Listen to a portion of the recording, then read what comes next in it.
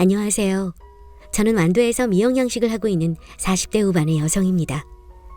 바다에서 일을 하면서 이런 얘기 저런 얘기하며 지냈는데 오늘은 정말 나쁘끄러워서 같이 일하는 사람들한테도 솔직하게 다 이야기하지 못한 걸 이야기해보려 사연을 보내게 되었습니다. 아마 같이 일하는 사람들도 이 이야기를 들으면 아, 그래서 그랬구나 하며 모든 내막을 다 알게 되지 않을까 싶어요. 자식이라고 하나 있는 건 도시에 나가서 학교도 다니고 취업도 하느라 따로 살고 있고 남편과 큰 개 한 마리와 함께 지내고 있었어요. 제가 나이가 있다 보니 점점 일을 하기도 힘들어지고 있지만 그래도 노후를 생각하면 일을 손에서 놓을 수도 없어요. 저는 완도에서 나고 자란 완도 토박이이고 남편은 젊을 때 도시에서 사업을 하다가 쫄딱 망하고 다시 완도로 돌아온 후 저를 만나 결혼을 하게 되었죠. 자식도 다 키워놓은 것 같고 이제 저희들만 잘 지내면 되는데 한 사건으로 제 평범한 인생은 하루아침에 곤두박질 치기 시작했습니다. 여보, 오늘 줄 내리러 가야 하니까 같이 배 좀 타고 나갑시다. 이번에 엄청 좋은 포자를 꽂아놔서 품질도 좋을 거야. 나 배멀미 하는 거 몰라? 내가 배를 어떻게 타? 아, 그래도 같이 좀 가서 일하면 안 돼? 그러고도 당신이 뱃사람이라고 할 수 있겠어? 여자인 나도 매일같이 배 타고 나가서 일하는데 당신은 못할 게 뭐가 있어? 참나, 내가 그래서 놀아? 노냐고. 나도 육지에서 내가 할 일 다 하고 있는데 왜 매번 사람을 트집 잡아? 내가 트집을 잡는 게 아니라 에휴, 됐다. 저희 남편도 완도에서 태어났지만 중학교 때부터 도시에서 살다가 왔기 때문에 뱃멀미가 있는 편이었는데 그래도 심한 편은 아니라 바다에서 구토를 하는 건 본 적이 없네요. 그래서 종종 바다에 일을 하러 갈 때 같이 가자고 하지만 그럴 때마다 남편은 육지에 남겠다고 해서 제가 다른 사람들과 바다로 나가게 되었습니다. 그날도 저는 미역 포자를 끼워든 밧줄을 들고 바다로 나가 양식장에 줄을 내리는 작업을 했어요.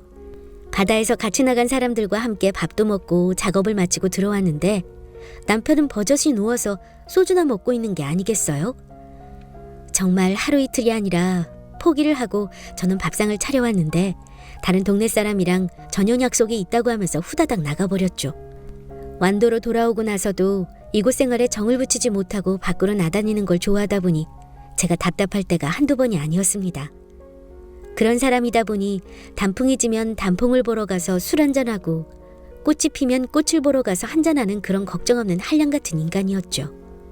그래도 그런 남편과 잘 지낸 이유는 하나뿐인 아들 때문이었는데 정기적으로 병원에 다닐 일이 있어서 도시로 나가면 늘 저희를 데리고 다니는 착한 아들입니다. 그런 아들이 언제나 제 편을 들어주고 남편 혼을 내주니까 아들이 장가라도 가고 손주라도 보면 남편이 좀 책임감이 생기지 않을까 했죠. 그래도 믿고 모자란 남편이지만 이것도 제 팔자라고 생각하고 살았어요. 일이나 생활을 하는 문제로 자주 투닥거리긴 해도 늘 그렇게 살아왔으니 이조차도 평범하고 평탄했습니다. 그런 제 인생에 문제가 생기기 시작한 건 저희 동네에 한 여자가 이사 오면서부터였죠. 촌에서 살다 보면 도시에서 들어오는 사람이 잘 없는데 그 여자는 예전에 이 동네에서 살았었다고 하며 이사를 왔고 곧 낮에는 밥을 팔고 저녁에는 술을 파는 식당을 개업했죠. 여보, 나 오늘 새로 생겼다는 그 가게 좀 다녀올게. 저녁 챙겨 먹고 있어. 그 가게? 여자 혼자 한다는? 거기를 왜 가? 나 혼자 가냐? 앞집 김씨랑 같이 갈 거야. 그리고 그 가게에만 양주를 파는데 내가 어떻게 안 갈 수 있겠어? 이 촌구석에서 양주라니 옛날 생각이 나네. 양주를 판다고? 거기 식당 아니었어? 그 여자가 자기 먹으려고 사온 술을 종종 손님들이 찾으면 준다더라고. 맛만 보고 술은 안 먹을 테니 걱정 마. 아무튼 다녀올게. 남편은 그렇게 한 달에 한 번, 한 달에 두세 번 가더니 나중에는 거의 일주일에 한 번씩 가기 시작했습니다. 앞집 사는 김씨라는 분도 저희와 함께 양식업을 하는 사람이었습니다. 그래서 그 사람의 아내랑도 자주 보는데 그 집 남편도 매일같이 술을 먹으러 가서 안 들어온다고 하더라고요. 남편은 술을 먹으면 안 되는데 매일같이 따라다니며 조금씩 술을 먹고 오니 걱정이 되었지만 그런 남편을 신경 쓸 겨를이 없었습니다. 왜냐하면 그 시기가 딱 미역 수확철이었거든요. 일이 너무 바빠서 남편이 늦게까지 놀고 다녀도 제가 화를 낼 기력이 없었습니다. 매일 배를 타고 나가 미역을 잘라내고 옮기고 육지에서는 그런 미역을 세척하고 말리는 작업이 한창이었으니까요. 와중에 남편이 몸도 안 좋아져서 집에서 쉬게 되었고 육지에서는 다른 사람들이 일을 도맡아 하니 제가 더욱 바빴죠. 원래 남편이 봐줄 때는 그래도 가족이니까 잘 보고 할 거라고 생각했는데 그런 남편이 없어서 제가 더 예민하게 일을 했던 것 같아요. 집으로 돌아오면 쓰러져 잠을 잤고 남편은 그런 제가 잠이 들면 살금살금 밖으로 나가서 새벽에 들어오곤 했습니다. 피곤하고 싸울 힘도 없어서 그렇게 몇 달이 지났고 조금 여유가 생겼을 때 남편에게 물었죠. 당신 이 총구석에서 요즘 뭐하고 다녀? 어디 여자라도 숨겨둔 거야? 이 총구석에서? 아이고, 몸 빼봐자 아줌마들밖에 없는 총구석에서 뭘 바래. 피곤하면 잠이나 더 자. 아니, 내가 잠을 자려고 해도 쥐새끼 한 마리가 하루가 멀다 하고 안방문을 열었다 닫았다 하는데 어떻게 그냥 있어? 당신 설마 또 뭔 짓을 하고 다니는 거야?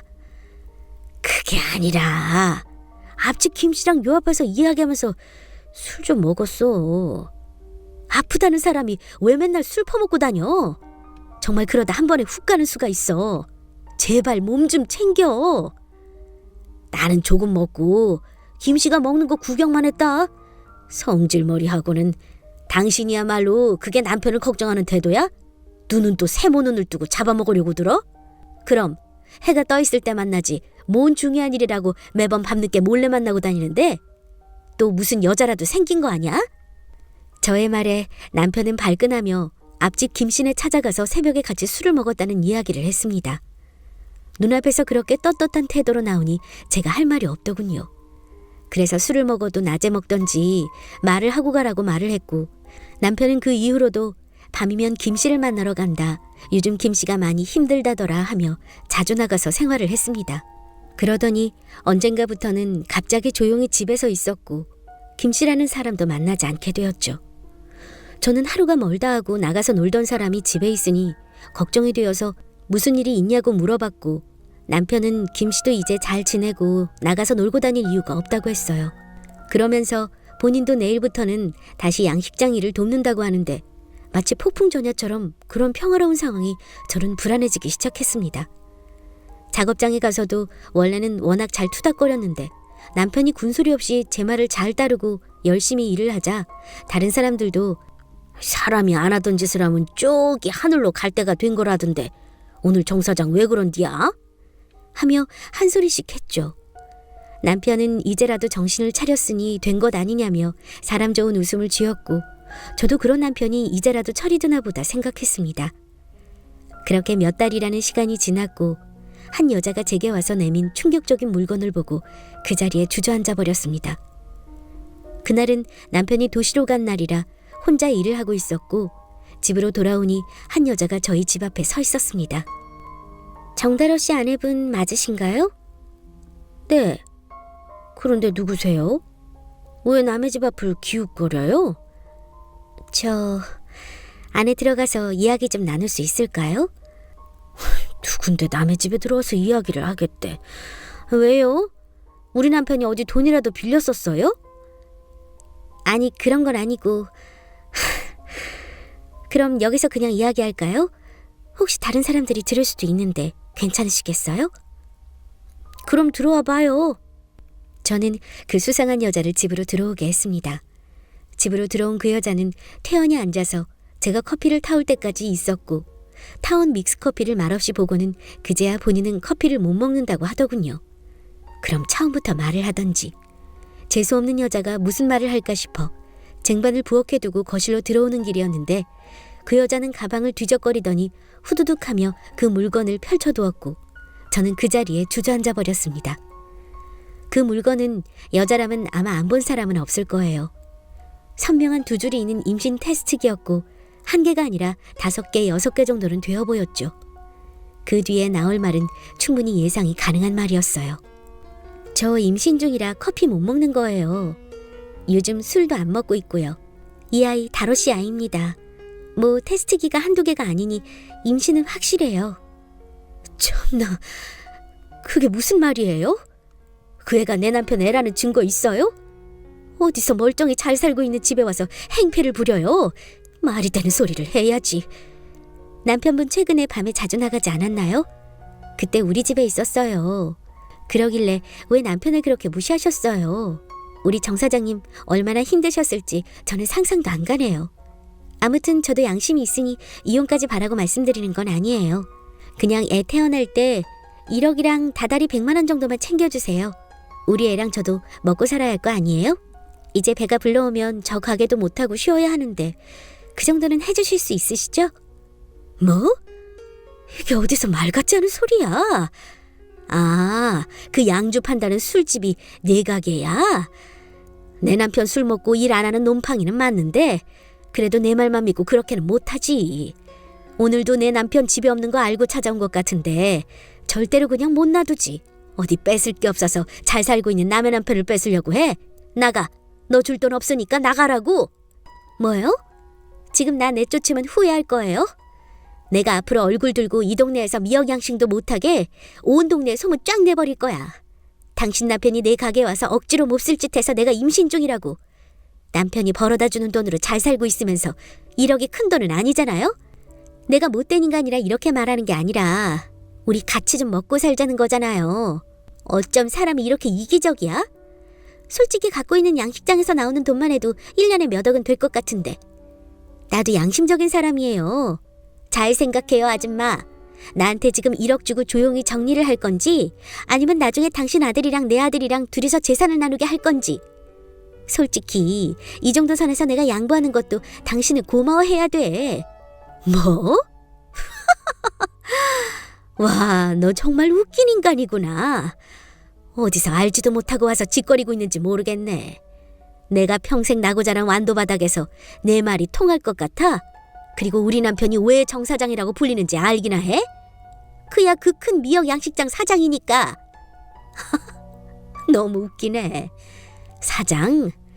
그 인간이 자기 입으로 사장이라고 그래? 그 인간이 정 사장이면 나는 김 회장이겠다. 그 양식장 내 거고 내 남편이니까 사람들이 적당히 정 사장이라고 불러주는 거야. 뭘 알고 까불어야지. 그리고 그 인간 대장암 2기야. 이번에도 병원에서 검진 받으러 간 건데 넌 그것도 몰랐지? 이 인간이 젊은 여자랑 놀아보려고 너한테 거짓말이라도 했나 본데. 오늘 내일하는 인간이랑 잘 살아라. 난 이혼할 테니까. 그럴 리가.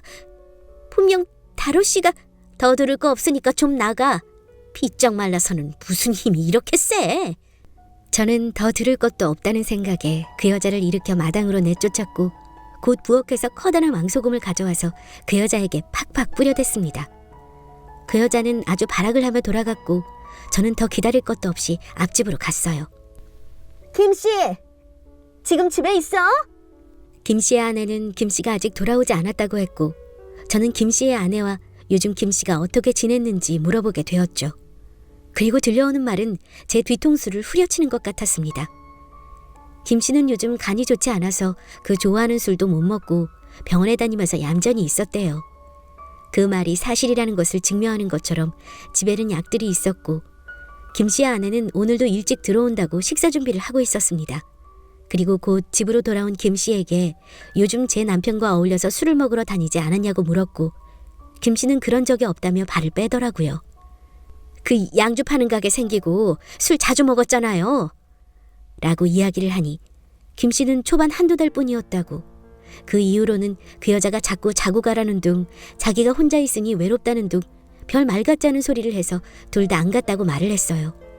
사실 김씨네는 저희 집과는 달리 참 금실이 좋은 부부였거든요. 제 생각에는 그래서 김씨는 이후 술집에 가지 않았고 제 남편 혼자 김씨 핑계를 대면서 술집을 드나든 것이 아닌가 하는 생각을 했습니다. 그리고 며칠이 지나 도시에서 남편이 돌아왔습니다. 전화로 이야기를 할 시간은 있었지만 혹시나 남편과 같이 있는 아들이 들을까봐 오면 직접 만나서 이야기를 할 생각이었죠. 그리고 남편은 집으로 돌아왔고 남편은 웬일로 도시에 간 김에 제 생각이 났다고 하면서 선물을 사왔어요. 여러분이 웬 스카프였습니다. 남편이 없는 동안 그 난리가 있었는데 본인은 속 편하게 선물이나 사고 있었던 거죠. 저는 선물 상자를 방구석으로 던지고 더 생각할 것도 없다는 식으로 말했습니다. 당신 그 술집 여자랑 바람났니? 며칠 전에 우리 집에 와서 임신했다고 나한테 1억 내놓으라고 하던데 무슨 말이야? 그럴 리 없잖아. 어디서 다른 남자의 임신에서는 나한테 덮어 씌우려는 것 같은데 그 제정신 아닌 여자 말 절대로 믿지 마. 당신 나 믿지? 내가 당신을 어떻게 믿어? 당신이 미역 양식장 사장이라고 하고 그 젊은 여자 꼬신 거 아니야? 뭐 둘 다 도시 나가서 살다가 왔으니 말은 잘 통했겠다. 안 그래? 그래서 밤마다 나가서 그 여자 집에서 자고 온 건 아니고? 아니야. 당신은 아픈 남편을 그렇게 몰아가고 싶어? 그러니까 대장암 2기 수술까지 하고 잘 사는 것 같더니 암이 재발하자마자 또 이런 일이 생기네. 그 여자가 당신 인생의 암 같은 존재라는 걸까? 아니면 내 인생에서 암 같은 당신을 이제 없애버리라는 걸까? 당신은 어떻게 생각해? 여보, 내가 솔직히 술 먹고 하루 실수한 적은 있는데 정말 아니야. 안 그래도 그 여자가 나한테 임신했다고 찾아와서 내가 얼마나 당황했는지 몰라. 나이가 몇인데 임신이 그렇게 쉽게 돼? 안 그래? 저는 그 이야기를 듣고 그 자리에서 남편의 뺨을 세게 때려버렸습니다. 그 순간 제 눈앞에 서 있던 사람은 몇십 년을 동고동락한 남편이 아니라 그저 쓰레기일 뿐이었으니까요. 곧장 그 상간녀에게 전화를 해서 1억을 줄 테니 당장 집으로 오라고 했고 그 상간녀는 채 30분도 지나지 않아 불이 나게 저희 집 마당으로 들어왔어요. 상간녀의 등장에 남편은 많이 당황한 것처럼 보였습니다. 상간녀는 마치 제가 무섭다는 듯이 자연스럽게 남편의 팔에 팔짱을 꼈고 남편은 마치 더러운 벌레를 떼어내듯 그 여자를 내치고는 무릎을 꿇고 저에게 싹싹 빌기 시작했습니다. 여보, 내가 어떻게 된 것 같아. 정말 잘못했어. 한 번만 용서해주면 다시는 이런 일 없도록 살게. 정말이야. 믿어줘. 당신이 이렇게 행동을 하는데 날더러 뭘 믿으라는 거야? 매번 놈팡이처럼 친구들이랑 어울려 도박이나 하고 여자나 만나는 거 이제 지긋지긋해. 부모로서 염치 없지만 우리 아들한테 말하고 난 이혼할 테니까 당신도 저 여자 데리고 살아. 저 여자가 나더러 뭐라고 한 줄 알아? 남편이 벌어오는 돈 갖고 산대. 참나. 그러면서 재산을 자기 자식이랑 우리 아들이랑 나눠 갖게 한다고 협박까지 하는데 내가 넌덜머리가 난다. 당신이랑 이혼하면 그래도 당신은 1억 이상은 가져가겠지. 그 돈으로 저 여자랑 살아. 혹시 내가 사고라도 나서 먼저 저 세상 가더라도 내 재산을 내 아들이랑 더러운 상간녀 자식이랑 나누는 꼴 절대로 못 보니까. 아차차. 당신 대장암 재발해서 치료비도 많이 들 텐데 보험도 없어서 치료비며 수술비며 생돈으로 돈 나가는 걸 저 여자한테 말하는 걸 깜빡했네. 사랑하니까 그 정도는 밥 팔고 술 팔아서 메울 수 있잖아. 안 그래? 난 이제 할 말 끝났으니 저 여자 데리고 내 눈앞에서 사라져. 여보, 제발. 나 당신 없으면 아무것도 못해. 알잖아. 당신 말대로 나 치료도 못 받아서 길에서 객사할지도 몰라. 제발 나 좀 살려줘. 당신 정말 양심도 없다. 내가 왜 내 뒤통수나 치는 인간을 도와줘야 해? 지금까지 평생을 봉사하는 마음으로 살았는데. 아, 그리고 이혼하면 다만 얼마라도 당신이 가져가겠지. 같이 산 세월이 있으니. 그 돈으로 병원 치료도 하고 애도 키우고 살면 되겠네. 뭐 당신이 결혼 생활 동안 한 거라곤 돈 쓴 것뿐이라 얼마가 나올지는 모르겠지만. 제가 남편을 향해 강하게 이야기를 하자 되려 남편은 그 상간녀를 몰아세우기 시작했습니다. 그 아이가 본인의 아이가 맞냐고 하면서요. 아주 눈꼴셔서 못 볼 정도였고 참 못났다는 생각이 들었습니다. 그 여자는 저를 향해 무릎을 꿇고 싹싹 빌기 시작했고 1억이 아니라 5천만 원이라도 달라고 하면서 빌기 시작했죠. 저는 눈 하나 깜빡하지 않고 집 안으로 들어갔고 두 사람은 잘못했다가며 문 앞에서 빌었습니다. 상간녀는 얼마 안 되는 돈이라도 받기 위해서, 그리고 남편은 버림받지 않기 위해서요. 그 여자도 참 바보인 게 상황이 이렇게 되었으면 저한테 돈을 받을 생각이 아니라 상간녀 소송을 당해서 돈을 줄 생각을 해야 하는 걸 모르더라고요.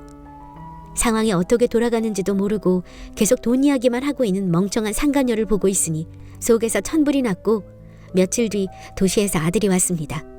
아마 남편이 불렀겠죠. 남편이 뭐라고 했는지 모르는 상황에서 아들은 제발 아버지를 한 번만 용서해달라 말을 하는데 그 모습을 보고 저는 또 열이 치솟았습니다. 엄마, 아버지가 무슨 잘못을 했든 한 번만 용서하고 넘어가자. 아버지 몸도 안 좋은데 엄마가 이렇게 더 힘들 거야. 지난번에도 대자감 이겨낸 것처럼 이번에도 잘 이겨내야지. 아버지가 집에서 쫓겨났다는 연락받고 내가 얼마나 놀랐는데. 아들, 내가 정말 너 보기 부끄러워서 말을 안 했는데 저 인간 내 돈 가져다가 동네 사람들이랑 노름하고 망나니처럼 다니는 거 다 이해하며 지내려 했다. 너 하나 때문에? 그래도 이건 아니지. 내 아비가 우리가 왜 이혼하려고 했는지 말했니? 아니, 그냥 잘못을 했는데 엄마가 화를 너무 내서 쫓겨났다고. 자기도 부끄러우니까 차마 너한테 말도 못한 거겠지. 너한테 동생이 생긴단다. 그것도 배달은.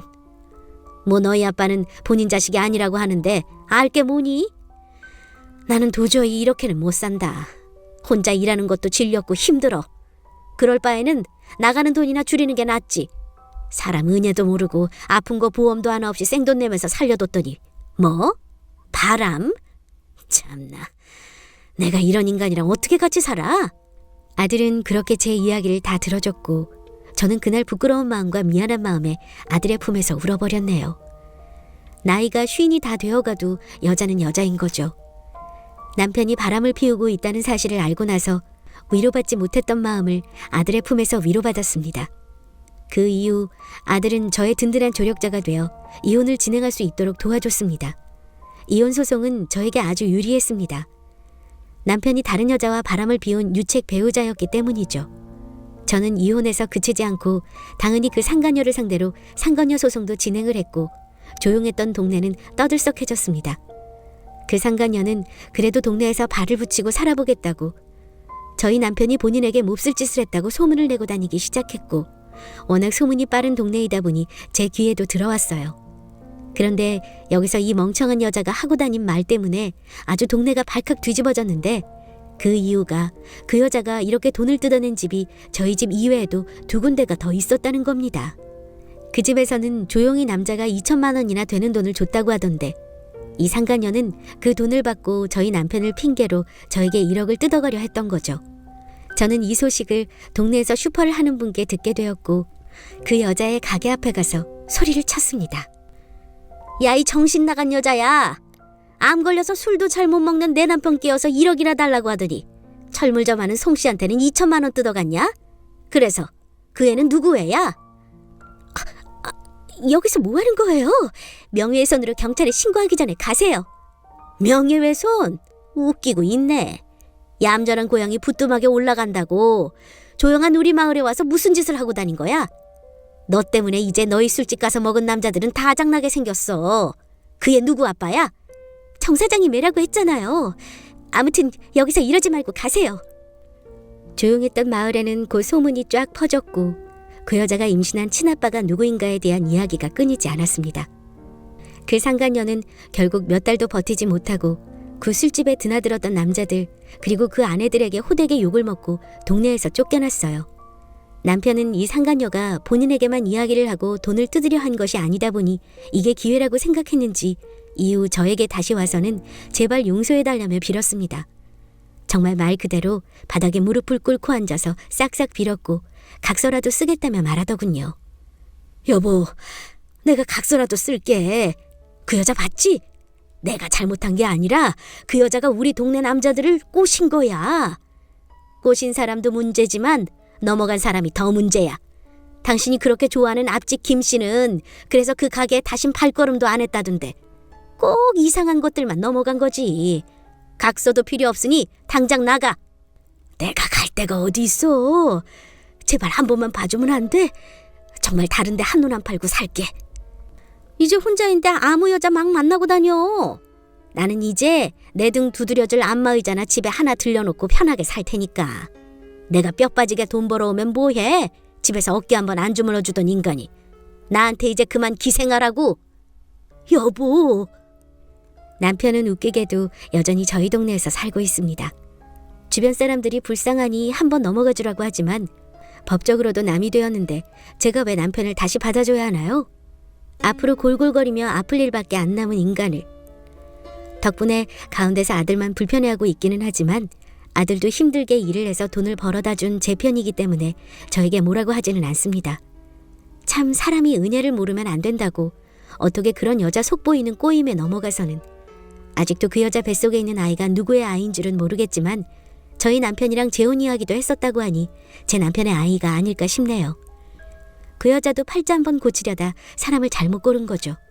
아무튼 조강지쳐 버리는 것들은 다 제 남편 꼴 낳아야 해요. 제 이야기 들어주셔서 감사합니다.